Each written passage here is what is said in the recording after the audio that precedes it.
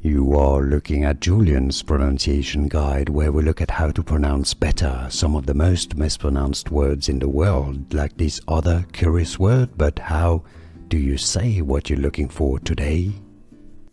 Let's learn how to pronounce the name of this Australian basketball player. If you want to learn more confusing names from basketball, the NBA, stay tuned.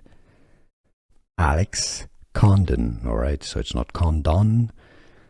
Condon, the second syllable has actually a schwa sound, so an sound. Condon, Alex Condon.